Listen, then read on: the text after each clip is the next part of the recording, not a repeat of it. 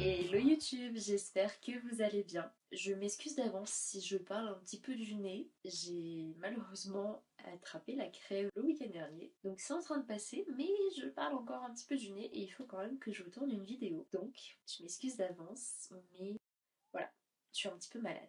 Aujourd'hui, je vous retrouve pour faire une petite rétrospective de mon année 2025. Je me vois pas vous faire un bilan complet de mon année 2025 parce que je suis arrivée seulement sur YouTube fin 2025 et c'est vrai que si je devais reprendre toute mon année de zéro, ça prendrait un petit peu de temps et j'ai peur que la vidéo soit trop longue. Je vais commencer par la base, entre guillemets, qui était mon objectif de lecture pour l'année 2025. Il faut savoir que j'ai repris la lecture en 2023, tout doucement et sans vraiment de rythme de lecture, puisque j'avais recommencé, il me semble, en septembre 2023. J'avais besoin de retrouver un passe-temps, quelque chose rien qu'à moi. Et il y a eu des événements sur cette fin d'année qui ont fait que je me suis retrouvée avec une panne de lecture en novembre ou en décembre, je ne sais plus exactement. Début 2024 avait été un petit peu compliqué aussi pour la reprise de la lecture. Et pour 2025, je m'étais fixé comme objectif de lire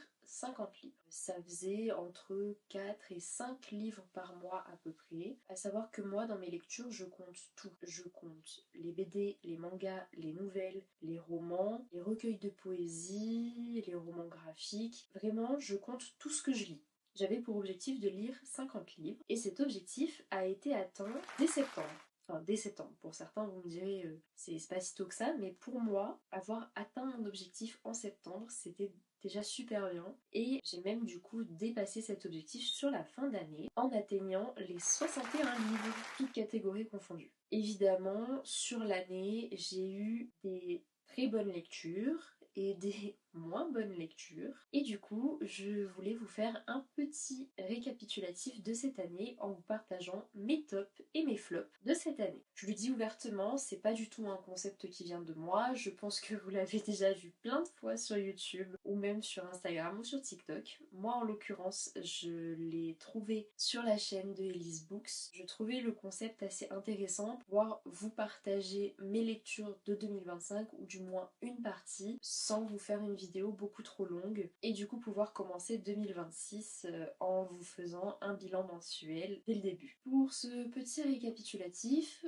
vous verrez, il y a des livres que je n'ai plus en ma possession ou pas actuellement, tout simplement parce qu'il y a des livres que j'ai empruntés à la médiathèque et d'autres que j'ai prêtés à des amis. Il y a des livres du coup que j'ai lus il y a environ un an et pour des raisons personnelles également, l'année a été un peu mouvementée en 2025, donc j'avoue que ma mémoire en a pris un petit coup et je me souviens pas toujours exactement des résumés de ce que j'ai lu, etc.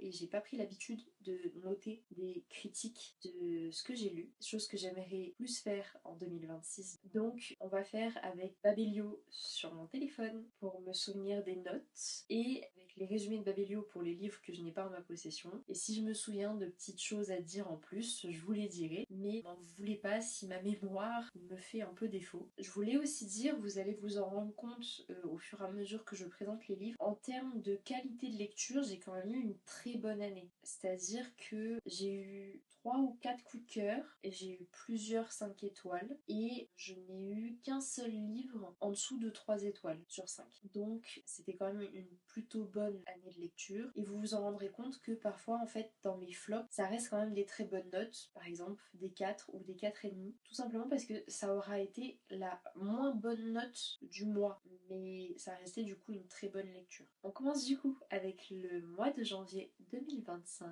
et mon top pour le mois de janvier, ça a été le tome 3 de la saga de BD Dans les yeux de Lia. C'est un livre que j'avais emprunté à la médiathèque. Je vais vous lire du coup le résumé du tome 1 pour pas vous spoiler l'histoire. À la veille de ses 17 ans, Lia se fait renverser par un chauffeur qui prend la fuite, la laissant pour morte. Elle survivra, mais devra rester en fauteuil roulant toute sa vie. 4 années plus tard, elle termine son DUT carrière juridique et décroche un stage dans le cabinet d'avocats le plus prestigieux de la ville, celui du célèbre et médiatique maître Martin de Villegan. Son stage n'a pas été choisi par hasard, bien au contraire. C'est ce même cabinet qui a réglé son cas des années auparavant. Ses parents ne lui ont rien dit, mais elle a découvert qu'ils avaient été achetés pour éviter des poursuites juridiques. Bien décidée à retrouver celui qui l'a renversé et à lui faire payer, elle va se mettre en quête du dossier. Un jeu dangereux commence alors et sa soif de vengeance ne sera pas sans conséquence. C'est une petite trilogie de BD du coup. Les 2 premiers tomes, je les avais notés 4,5 sur 5 et j'ai mis un 5 sur 5 au 3e tome de la saga parce que globalement pour moi c'est une saga qui valait un 5 sur 5.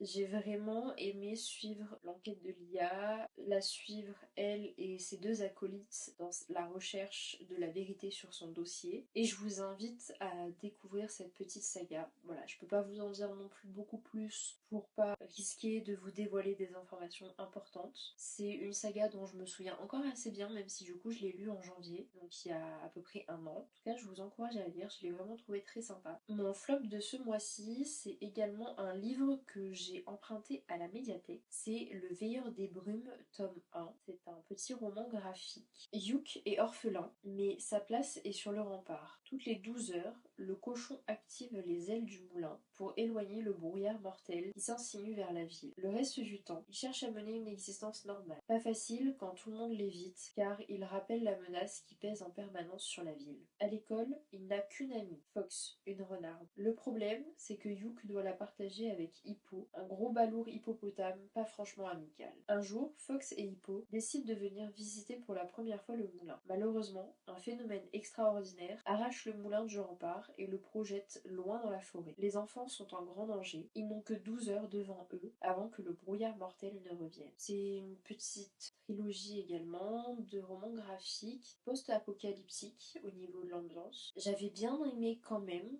mais voilà, comme je vous ai dit tout à l'heure, mes flops ne sont pas forcément des très mauvaises lectures. Et là, en l'occurrence, ça a resté quand même une bonne lecture. C'est une saga que je peux vous recommander, mais c'est vrai que par rapport à mes autres lectures du mois, c'était la moins bonne et c'est celle où j'ai eu le moins d'affinité. Pour le mois de février, je vais vous présenter plusieurs tops, tout simplement parce qu'en fait, ils ont tous la même note et que je ne me voyais pas du coup choisir lequel vous présenter. J'ai les tomes 3 à 5 de la saga Heartstopper. C'est une saga que j'ai découvert aussi début 2025 et ces 3 derniers tomes, en tout cas publiés, j'ai cru entendre parler du fait qu'il y avait un 6e qui allait sortir. En tout cas, sur les 5 tomes que j'ai lus, les 3 derniers sont ceux que j'ai vraiment préférés. Je vais vous lire le résumé du tome 1. Ceci est l'histoire de 2 lycéens. Nick, le rugbyman au sourire solaire, Charlie, le musicien au cœur solitaire. Parce qu'ils évoluent dans des cercles différents, parce qu'ils n'ont pas le même caractère, leur amitié n'était pas gagnée. Pourtant, petit à petit, de façon irrésistible, Charlie tombe amoureux, même s'il sait que Nick aime les filles, même s'il sait qu'il n'a aucune chance. Alors, pour ne pas mettre en péril cette amitié naissante, qui compte pour lui plus que tout, Charlie préfère garder le silence. Je pense que aujourd'hui, tout le monde connaît la saga Heartstopper, que ça soit à travers les romans graphiques, que ça soit à travers la série qui est sortie. C'est vrai que moi je l'ai découverte un peu sur le tard entre guillemets, mais j'ai quand même adoré cette série et s'il y a une suite au roman graphique, je serais très heureuse de la découvrir et je pense aussi que je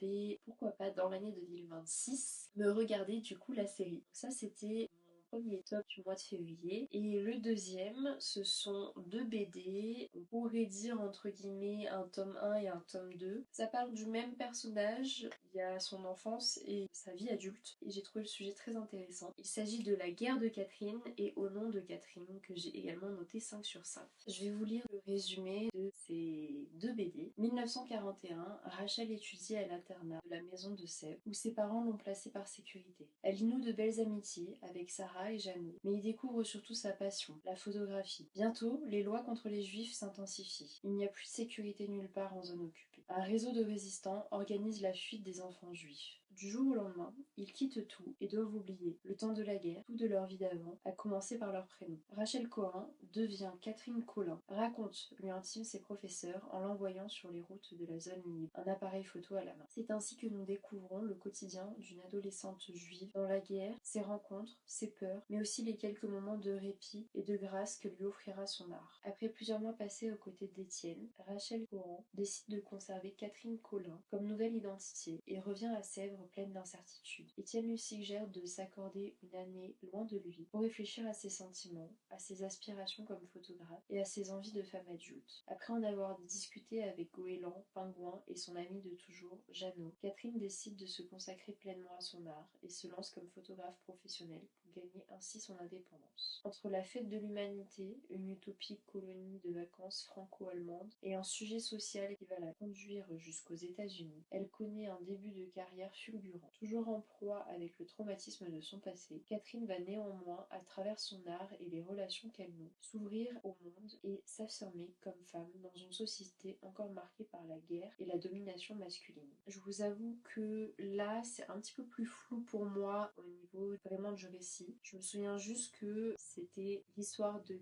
Catherine Colin, une histoire qui m'avait beaucoup touchée et je recommande ces deux BD. Vraiment, je les ai beaucoup aimées et c'est du coup pour moi normal qu'elles apparaissent dans mon top de l'année 2025.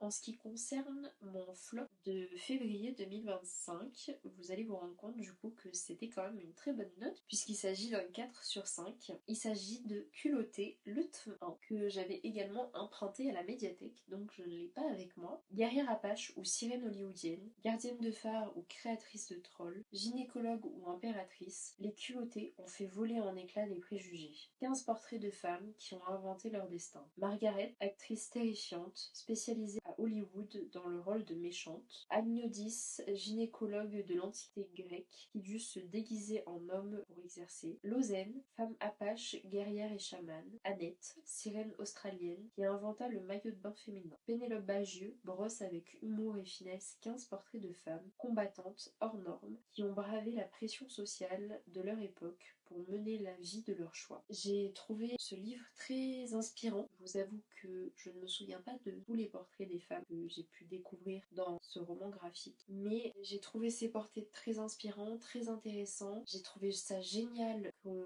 mette en avant des femmes qui ont marqué l'histoire alors qu'on n'en entend pas parler aujourd'hui. Et je pense, vu que je les ai déjà lus, du coup, ça ne fait pas partie de mes achats prioritaires. Mais je pense qu'à terme, je m'achèterai les 2 tomes et voir s'il y en a d'autres qui sortent. Je me ferai un plaisir également de les découvrir. En tout cas, je trouve ça très inspirant et je trouve qu'il devrait être mis entre les mains de tout le monde.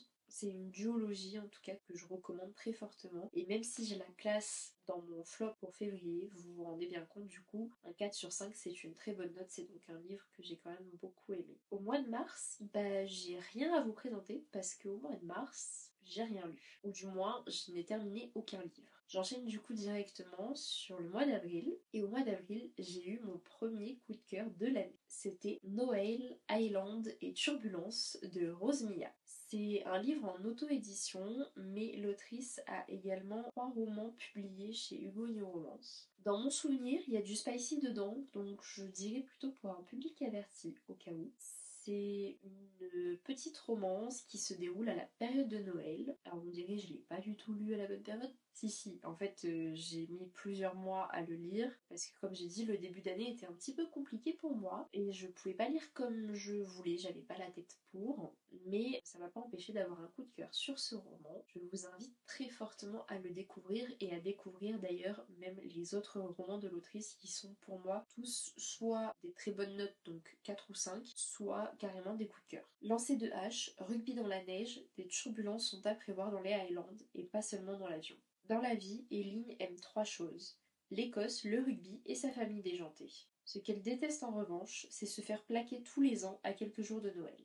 Lorsqu'elle embarque pour les Highlands afin de rejoindre son père et ses frères pour les fêtes, elle n'aspire qu'à une chose: pleurer jusqu'à l'atterrissage. Liam, son voisin de siège, a le cœur brisé lui aussi. Il est d'ailleurs en route pour demander des explications à son ex, qui s'est volatilisé en pleine nuit sans plus jamais donner de nouvelles. En dehors de leur histoire de cœur catastrophique, ces deux-là n'ont a priori rien en commun. Et ce ne sont pas leurs disputes incessantes qui les convaincront du contraire. Mais l'orage qui secoue leur appareil pourrait bien les inciter à faire connaissance, et donner à leur histoire un tour complètement inattendu. Je vous en dirai pas plus parce que je trouve que il faut vraiment découvrir le roman sans en savoir plus et apprendre à apprécier les 2 protagonistes, leur caractère et découvrir qu'est-ce qui fait qu'ils sont comme ça aujourd'hui. Et surtout découvrir la plume de Rose Mia et son petit humour rien qu'à elle. Mon flop pour le mois d'avril, c'est un livre que j'ai lu sur Liseuse, que j'ai lu également en plusieurs mois. Mais celui-ci, ça ne l'a absolument pas fait avec moi. Il s'agit d'une romance universitaire et sportive. Pour moi, il y avait du potentiel dans l'idée de l'histoire, mais la réalisation en elle-même ne m'a pas convaincue. Ça a été ma pire note de l'année, donc un 2 sur 5. Et il s'agit de un colocataire imparfait. Qui dit nouvelle université, dit nouvelle rencontre. Sienna Garner est excitée à l'idée de partager des moments avec sa nouvelle colocataire Denver. La jeune femme est plutôt branchée soirée pyjama et confidence. Aussi, quelle n'est pas sa surprise quand elle réalise que Denver n'est pas l'ami girly dont elle a rêvé, mais le quarterback de l'équipe de football de l'université. La voilà destinée à partager un appartement pendant son année universitaire avec un homme, qui plus est populaire, charmant et terriblement sexy. Heureusement, tous deux ont une règle, interdiction de brancher son colocataire. Pour Sienna, ce sont les études qui priment, tandis que Denver se concentre sur le sport. Mais il n'est pas toujours facile de s'en tenir à ses principes. Comme je disais, l'idée du roman, moi, me parlait, je trouvais ça très intéressant, une proximité forcée, sur un malentendu de base avec un prénom autant féminin que masculin. Romance universitaire sportive, moi, pour le moment, j'aime toujours en lire en tout cas. Donc, c'est vrai que sur le papier, au niveau du résumé, ça pouvait me plaire. Les personnages avaient chacun des problématiques, on s'est retrouvés dans des situations parfois un peu drôles, un peu cocasses, mais c'est vraiment la réalisation en elle-même que je n'ai pas aimée. Il y avait des fautes aussi dans le livre qui m'ont parfois sorti de ma lecture. J'ai peur de me tromper, mais il me semble que l'autrice n'est pas française, donc je crois que les fautes du coup que j'ai rencontrées lors de ma lecture sont des problèmes de traduction et pas des problèmes réellement en lien avec l'écriture. Il n'empêche que après au niveau de la réalisation de la romance, il y a certains trucs qui m'ont fait souffler, il y a certaines scènes smutty qui m'ont un peu il y en avait un peu trop quoi pour moi. Comme je disais, il y a du potentiel, mais pour moi c'est la réalisation qui pêche. Au mois de mai, mon top aura été La théorie des couleurs que j'avais découvert sur la chaîne de Muffins and Books. Elle en avait fait toute une propagande parce qu'elle l'avait d'abord découvert en anglais et qu'il a été traduit en français chez Comet. Je comprends sincèrement pourquoi elle avait adoré ce roman parce que moi aussi, je l'ai beaucoup aimé. Il s'agit d'un 4,5 sur 5 pour moi. Il est ordonné, elle est chaotique. Ensemble, ils trouvent leur juste équilibre. Tilly Twomley a enfin fini le lycée. Un enfer pour son cerveau hyperactif et a désespérément besoin d'explorer de nouveaux horizons. Bien qu'elle hésite, elle finit par accepter un stage dans la start-up de sa sœur, Mona. À défaut de savoir ce qu'elle veut faire de sa vie, elle pourra au moins voyager à travers l'Europe. C'est ainsi que lors d'un vol pour Londres, pour le moins catastrophique, elle rencontre Oliver Clark, un adolescent autiste passionné par la théorie des couleurs et le design, qui va lui aussi travailler pour Mona. La vie méticuleusement planifiée d'Oliver est bouleversée par Tilly et son tempérament imprévisible. Alors qu'ils passent l'été ensemble, ils apprennent à se connaître et à s'accepter. Pourraient-ils tous les deux se rendre compte que les meilleurs moments de la vie ne peuvent pas toujours être planifiés? Je ne suis ni touchée par l'hyperactivité, ni touchée par l'autisme, donc je ne pourrais pas dire si les représentations sont bien faites. En tout cas, moi, à mon échelle, j'ai trouvé que c'était bien fait. J'ai trouvé la romance des deux protagonistes très mignonne et je recommande vraiment ce roman. Pour ce qui est de mon flop du mois de mai, il s'agit de Coup de talon, qui est un petit roman jeunesse que j'ai emprunté à la médiathèque, donc je ne l'ai pas avec moi. C'est un 4 étoiles, donc c'est plutôt une bonne lecture aussi, malgré le fait qu'il soit dans mes flops. Collection de romans très très courts pour adolescents, pour dénoncer certaines problématiques. J'en avais lu deux autres à l'adolescence qui étaient Trop tôt et Mauvaise connexion, si je me souviens bien. Chaque livre, du coup, dénonce une problématique que peuvent rencontrer les adolescents. Ici, on va suivre deux sœurs, Laure et Lucie. Il y a quelques semaines, Laure a été agressée dans le métro. Insultes sexistes, attouchements, humiliation. Sa sœur Lucie a assisté, impuissante à la scène. Par peur des moqueries, Laure a fait promettre à Lucie de ne rien dire et se replie de plus en plus sur elle-même. Va-t-elle réussir à donner le coup de talon nécessaire pour refaire surface? Là, je me souviens très bien de l'histoire. Du coup, c'était deux sœurs, donc Laure et Lucie. Laure subit effectivement une agression dans le métro, sauf que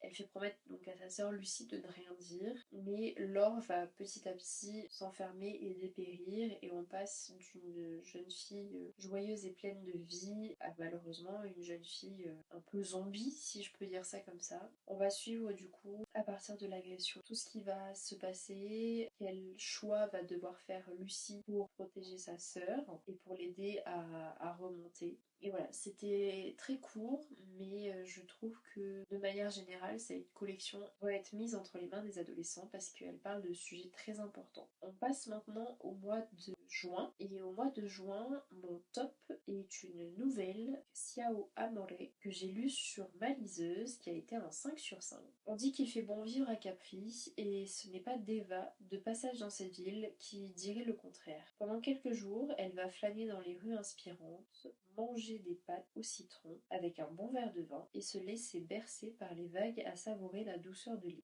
Mais c'est sans compter sur ce malotru qui vient rompre son divin tête-à-tête avec une glace chocolat-noisette. Camillo court après le temps. Aujourd'hui, il aurait aimé que la ville soit déserte. Tout semble fait pour le mettre en retard à ce rendez-vous professionnel crucial. Quand il bouscule une touriste et fait malencontreusement tomber sa glace, il se dit que le destin est contre lui. Surtout que cette jolie blonde n'a pas l'air de vouloir le laisser partir.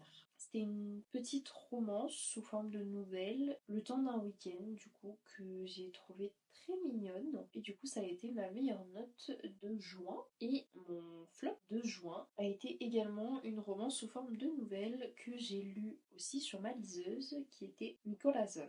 Quand son meilleur ami lui propose de partir en week-end à Saint-Sébastien, Ariel voit là l'opportunité de fuir les fêtes de Dax qu'elle a en horreur. Trop de monde, trop de bruit, trop de regards à affronter. Autant de raisons pour elle de mettre les voiles, même si son organisation en est chamboulée. Valentin avait prévu de passer le week-end à Dax et de participer aux fêtes de la ville comme chaque année, mais lorsqu'il apprend que son frère part en Espagne, il décide de s'incruster et de profiter d'un séjour tout frais payé. Pas particulièrement désiré, il s'en moque. Saint-Sébastien, ce sera. Ce que ni l'un ni l'autre n'avaient prévu, c'est qu'ils vont passer ce week-end en compagnie de la personne qu'ils aiment le moins au monde. Ariel déteste l'insensibilité de Valentin. Valentin juge et moque l'émotivité d'Ariel. Ils ne se comprennent pas et ne s'entendent pas depuis toujours. Ce week-end imprévu ensemble promet d'être mouvementé. Je l'ai noté 3 étoiles. En fait, au mois de juin, j'ai lu plusieurs nouvelles de ce type. Et c'est vrai que du coup, c'est celle qui m'a le moins plu. Je dis pas qu'elle est mauvaise, parce que 3 étoiles, ça reste quand même bonne note, c'est plus que la moyenne, mais c'était sympa, mais sans plus quoi. Pour le mois de juillet, mon top du mois aura été Mémoire de la forêt, le tome 3, que j'ai noté 4 sur 5. C'est une petite saga de 4 tomes de romans avec des illustrations jeunesse. Ils traitent tous de sujets importants en lien avec la famille, l'amitié, parfois des maladies, comme par exemple dans le premier tome, la maladie de l'oubli-tout qui fait référence à la maladie d'Alzheimer. Et à chaque fois, ce sont des livres qui arrivent à me faire verser ma petite larme. Je trouve que ce sont des ouvrages magnifiques, que ce soit de par l'écrit ou de par les illustrations. Et que vous soyez un public jeune ou moins jeune, je vous encourage vivement à les lire.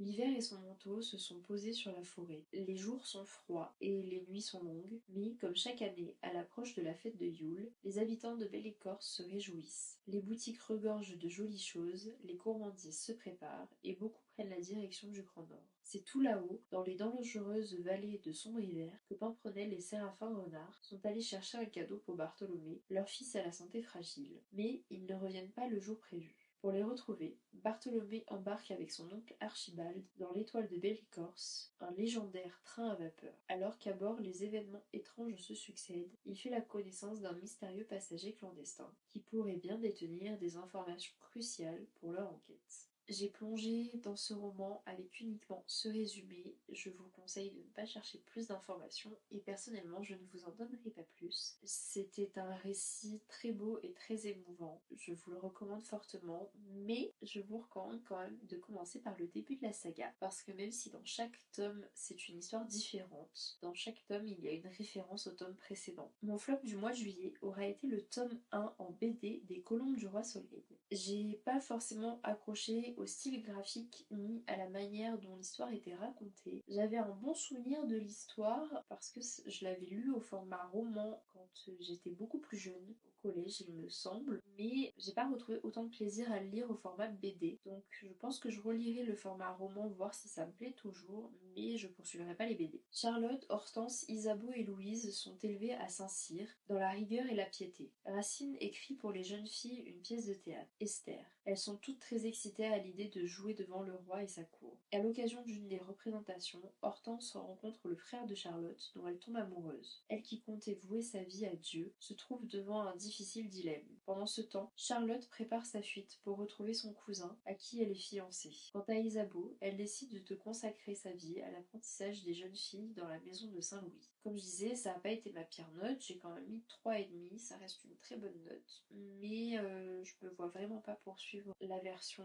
BD. Par contre, en termes d'histoire, c'est une histoire que je recommande de découvrir aux jeunes, que ce soit dans le format qui les intéresse le plus. Moi, ça le fait pas au niveau BD, mais ça pourrait très bien plaire à d'autres personnes. Et je me souviens aussi, ce qui m'a un peu dérangé dans la BD, c'était la manière dont étaient écrites les bulles des personnages et qui me posait énormément de problèmes justement pour pouvoir lire ce qui était écrit. C'est tout bête, mais moi ça m'avait énormément dérangé dans ma lecture et c'est aussi pour ça que je pense revenir plutôt vers le format roman. On passe du coup à mon top, ou plutôt mes tops du mois d'août. Il s'agit des tomes 1 et 2 de Sorceline et des 3 premiers tomes de la saga Les Carnets de Cerise, qui sont du coup 2 sagas de BD que j'ai découvert au mois d'août grâce à mon abonnement à la médiathèque et que j'ai noté 5 sur 5. Sorceline, une jeune étudiante en cryptozoologie, vient de trouver un stage d'été auprès de l'éminent Archibald Balzar. Mais dès les premiers jours, avec ses camarades élèves, elle plonge en plein mystère. Une de ses camarades est retrouvée figée en verre, puis pulvérisée en 1000 morceaux. Commence alors une étrange enquête.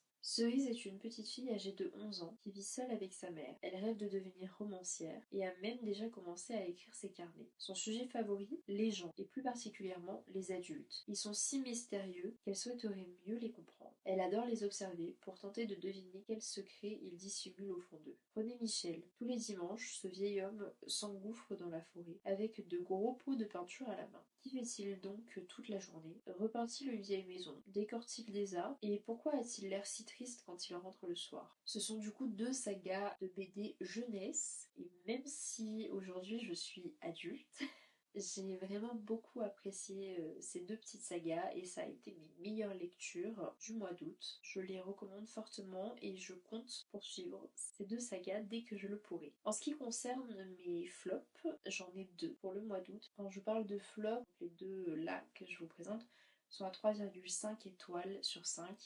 C'est pas non plus des très mauvaises notes, mais sur les 17 livres que j'ai lus au mois d'août, ce sont les 2 qui m'ont le moins plu. Mes 2 flops du mois d'août auront du coup été Regarde en toi. C'est un petit livre de développement personnel qui fait moins d'une centaine de pages. Et si nous étions plus que ce que nous croyons être. Et si nous prenions notre responsabilité dans ce que nous vivons tout en lâchant prise sur ce que nous devons vivre. C'est un regard sain et apaisé sur nos expériences de vie que Carole Tapia nous propose d'adopter. De l'enfant blessé qu'elle a été à l'adulte en construction qu'elle avoue être, l'autrice nous livre avec spontanéité et légèreté une partie de son histoire. Avec humilité et simplicité, elle ouvre des pistes de réflexion menées conjointement avec ce qu'elle appelle le monde de la subtilité. En lisant son histoire, vous entrerez dans l'univers de son intériorité et en ressortirez avec l'envie de faire de même de votre côté. Venez découvrir le premier ouvrage de cette autrice singulière qui offre au monde un message de paix et d'espoir, dans un style qui lui est propre, avec la sagesse qui la caractérise. C'était un petit roman assez intéressant, mais c'est vrai qu'il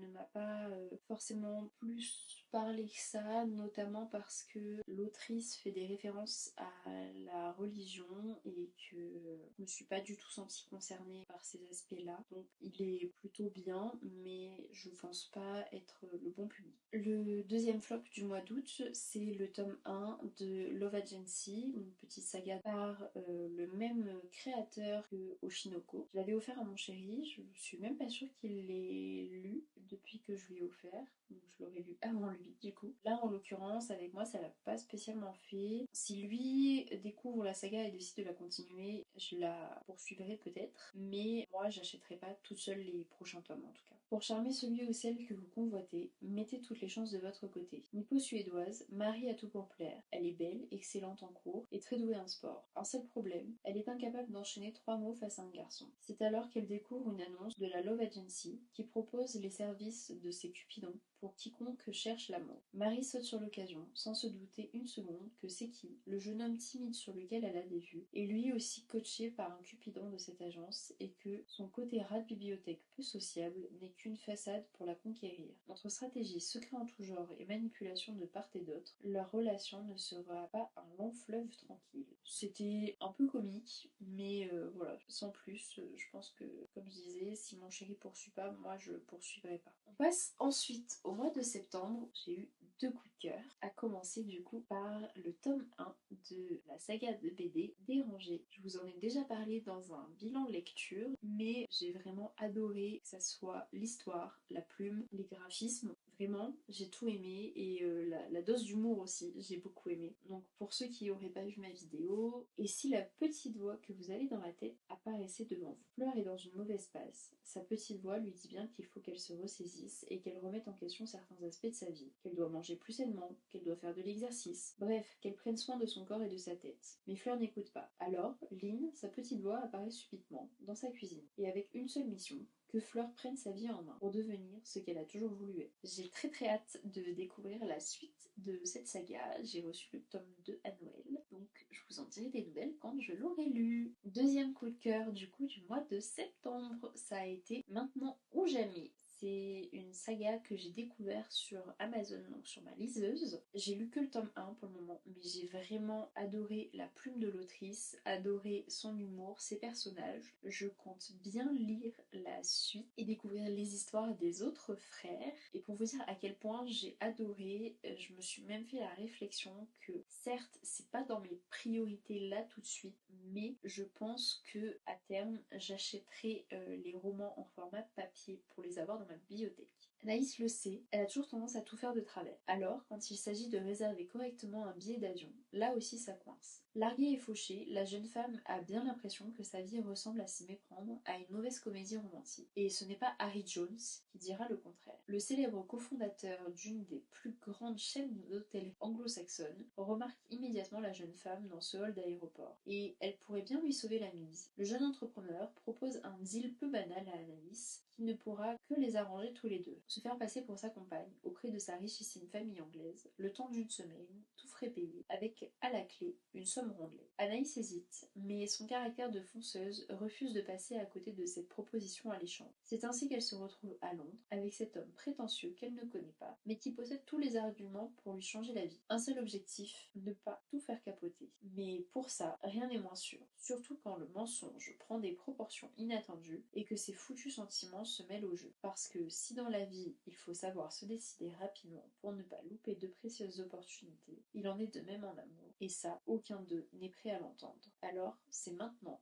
ou jamais. J'avais adoré la plume de l'autrice, j'avais adoré aussi son humour et ça a été vraiment un gros coup de cœur et j'ai très hâte de découvrir la suite. Je l'ai pas fait directement parce que j'ai beaucoup d'autres livres à lire, mais je sais que le moment où je me replongerai dans la saga, ça sera juste pépite. Pour ce qui est de mon flop du mois de septembre, ça a été aussi en fait une très bonne lecture, c'est juste que ça a été ma moins bonne lecture du mois de septembre et il s'agit de Morgana et Oz, le tome 1, un petit webtoon que je n'ai pas du coup avec moi parce que je l'ai prêté à une copine. Lorsque Morgana, la sorcière maladroite, rencontre Oz, le vampire un peu punk, les étincelles fusent. C'est le dîner de la dernière chance pour trouver une solution au conflit entre le clan des vampires rouges et la famille des sorcières Winterberry. Mais rien ne se passe comme prévu. Touché par des sortilèges hasardeux de Morgana, Oz est transformé en chat. Les deux adolescents pourront-ils briser le sort et surtout éviter une guerre sans pitié entre leurs deux familles? Pour le moment, c'est une trilogie. Je sais pas s'il y aura d'autres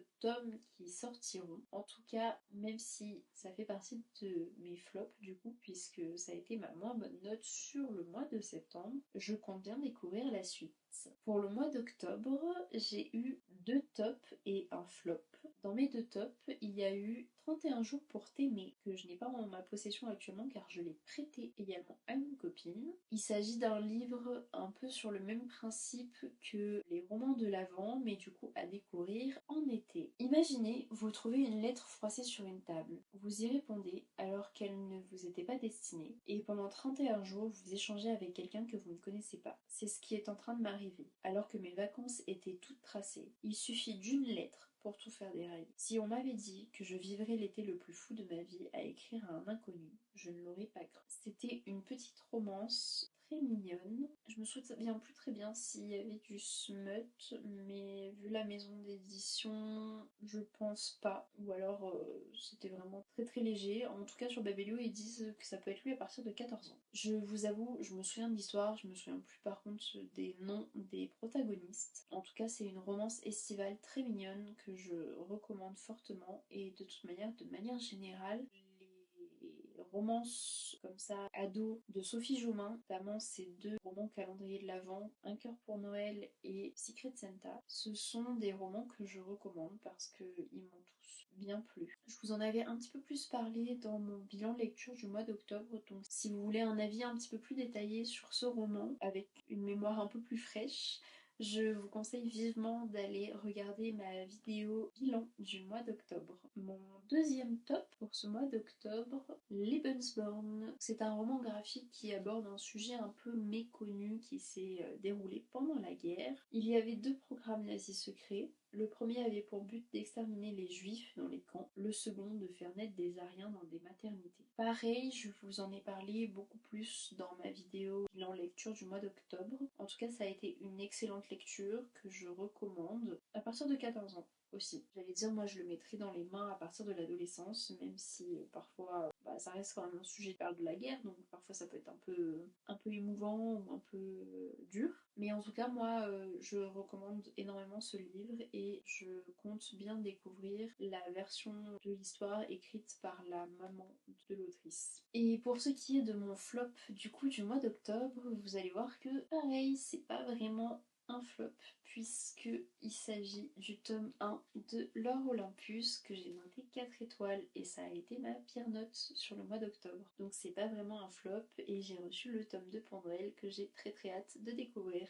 Une réécriture contemporaine de l'une des histoires les plus connues de la mythologie grecque, celle de Perséphone et Hadès. Perséphone, jeune déesse du printemps, est nouvelle au mont Olympe car sa mère, Déméter, l'a élevée dans le royaume des mortels pour la protéger des tentations. Ayant promis à sa mère de devenir une vierge sacrée, elle est autorisée à aller à l'université et à vivre dans le monde glamour et trépidant des dieux. Lorsque sa colocataire Artémis l'emmène à une fête, sa vie bascule. Elle y fait la connaissance d'Hadès et l'étincelle est immédiate avec le souverain charmant mais incompris des enfers. Tout s'accélère alors. Découvrez comment la rencontre de ces deux êtres va changer la face de l'Olympe et quelle lutte mènera Perséphone pour trouver sa place et affirmer son pouvoir. Le style graphique est magnifique. L'histoire est très sympa. Après, là c'est un premier tome, donc c'est beaucoup de mise en place de l'histoire. Je tiens juste à préciser, il y a un gros trigger warning à la fin de cette BD. Si vous voulez savoir de quoi il s'agit, je vous invite également à aller voir mon bilan du mois d'octobre car je fais un petit disclaimer sur ce trigger warning. Et je rappelle que c'est pas parce que sur les réseaux on fait la promotion de certains livres que vous êtes obligé de les lire si certains sujets vous touchent ou vous impactent. Le principal, c'est de faire très attention à votre santé et notamment votre santé mentale. Donc si vous voyez que les sujets abordés dans son roman vous posent problème, ne vous forcez absolument pas. Il y a beaucoup d'autres livres à découvrir. On passe maintenant au mois de novembre et mon top du mois de novembre a été Lettre à une disparue que j'ai noté 5 sur 5. C'est un très court roman jeunesse à lire à partir de 12 ans qui parle également de la guerre. On parle d'une mère qui a perdu sa fille et qui lui écrit des lettres pour ne pas sombrer dans la dépression. Et on suit du coup cette maman entre peine, désespoir, rage aussi et retour de l'espoir dans cette après-guerre. Dans un pays soumis à la dictature, Mélina pleure Paloma, sa fille, portée disparue. Et puis un jour, de cette longue nuit, la vie ressurgit. Nina, la fille de Paloma, serait vivante. Je vous en ai beaucoup parlé aussi dans mon bilan du mois de novembre. Donc je vous invite à aller regarder la vidéo si vous voulez un peu plus mon avis sur ce roman. Mais ça a du coup été mon top pour le mois de novembre et je vous invite, que vous soyez un public jeune ou moins jeune, à aller le lire. Pour ce qui est de mon flop du mois de novembre, il s'agit du tome 1 de Métamorphose que j'ai noté 3,5 sur 5, donc ce qui n'est pas une si mauvaise note, mais qui a été du coup ma pire note du mois de novembre. C'est une vieille saga que j'avais dans ma bibliothèque et que j'ai lue pour le Pumpkin Autumn Challenge. Je voulais savoir si elle pourrait encore me plaire. J'ai le tome 2 dans ma palle, je compte bien continuer la saga, mais c'est vrai que c'est une saga un peu plus jeunesse, entre jeunesse et adolescence. Il y a certains passages qui m'ont fait un peu lever les yeux au ciel. Pour un public un peu plus jeune que moi, je pense que ça peut très bien passer et que ça pourrait même être une très bonne lecture. Donc même si c'est un flop, je le recommande quand même. Yann, sans un mot, Yann s'immobilisa. Devrais-je avoir peur de toi? Il tourna légèrement la tête, un sourire énigmatique sur les lèvres. Il répondit: certains te diraient que oui. Je vous ai donné mon avis aussi complet dans mon bilan lecture du mois de novembre, donc je vous invite à le voir. C'est une saga qui a déjà quelques années, moi ça fait déjà une dizaine d'années qu'elle attendait dans ma palle, et je suis contente de la découvrir aujourd'hui, mais je pense qu'elle m'aurait plus plu il y a justement une dizaine d'années. On passe maintenant à mes tops du mois de décembre, et il s'agit de Un Noël à la cerise et le tome 3 de la saga de BD Elle. Je vous en ai énormément parlé dans mon bilan de décembre, donc je vais juste vous relire les résumés, mais je vous donnerai pas plus mon avis. Celui-ci a frôlé le coup de cœur, c'est juste la fin qui a fait que pour moi c'était pas un coup de cœur. Et cette saga-là, c'est une petite trilogie qui se lit très vite, que je recommande, que ce soit un public plus jeune ou un public adulte, parce qu'elle traite du trouble dissociatif de l'identité, et même si je suis pas experte sur le sujet, je trouve qu'il est très bien abordé et qu'il met des mots simples sur ce sujet pour que tout le monde essaye de comprendre. Un Noël à la cerise. Une cerise à la montagne, clairement, je ne suis pas dans mon élément. Moi j'aime la neige dans les boules qu'on secoue, alors que là, il y en a partout. L'angoisse. Pire, je vais devoir vivre avec 3 colocs. Tina et Enzo ont l'air sympas, ok, mais avec Ben, c'est la guerre. Si seulement il n'était pas aussi sexy qu'agaçant. Pourquoi je suis là en fait? Ma sœur pense que j'ai quitté mon mec et la fac juste pour ce job saisonnier. Mais je n'ai pas tout révélé à ma famille. La vérité, c'est que je veux découvrir qui je suis vraiment. Et qui sait, peut-être que l'amour m'attend au bout des pistes. Donc du coup, c'est un roman calendrier de l'Avent. En tout cas, je le recommande, et si ça vous dérange pas de lire des romans de l'Avent à d'autres périodes de l'année, n'hésitez pas à ne pas attendre l'année prochaine pour le lire. Pour ce qui est de la saga Elle, je vais vous lire le résumé du tome 1 pour ne pas vous spoiler l'histoire. Elle, c'est une fille un peu comme tout le monde, mais pas tout à fait comme les autres. Jeune fille pétillante et équilibrée, c'est tout naturellement qu'elle est intégrée dans une joyeuse bande d'amis dès son arrivée au collège Mercury. Mais se doute-t-il qu'elle n'est pas seule? Elle serait plutôt 5 personnalités hautes en couleur et pas toujours amicales. Qui est elle réellement? Donc voilà, comme je vous disais, c'est une saga de BD qui traite du TDI, et j'ai trouvé ça très intéressant et très bien expliqué. Et pour ce qui est de mon flop pour le mois de décembre, il s'agit de Un Noël à revivre, mais si vous avez vu mon bilan du mois de décembre, vous savez du coup que ça a quand même été une plutôt bonne lecture, puisqu'il s'agit d'un 4 sur 5. C'est un petit roman de l'Avent également, auto-édité, de Juliette Lys. Et si chaque jour avant Noël, vous pouviez revivre votre vie autrement? Et m'a fait un vœu un soir de décembre. J'aimerais savoir ce que j'ai raté. Le lendemain, tout recommence. 24 jours, 24 versions d'elle-même, et toujours le même regard bleu qui revient. Entre rire, miracle et chocolat chaud, elle va découvrir qu'on ne cherche pas l'amour dans une autre vie, mais dans celle qu'on apprend enfin à choisir. Une romance de l'Avent tendre, magique et réconfortante, à savourer comme un calendrier de douceur jusqu'à Noël. Pareil, si vous voulez un avis un peu plus approfondi dessus, je vous invite à aller voir mon bilan du mois de décembre. Et voilà, c'est ainsi que je termine ma petite rétrospective de 2025 avec mes tops et mes flops de l'année. J'espère que la vidéo vous aura plu. Si c'est le cas, je vous invite à me suivre et à laisser un petit like sous la vidéo, et je vous invite également à me dire en commentaire quelle aura été votre meilleure et votre pire lecture de l'année 2025. Je vous dis à la semaine prochaine pour une nouvelle vidéo.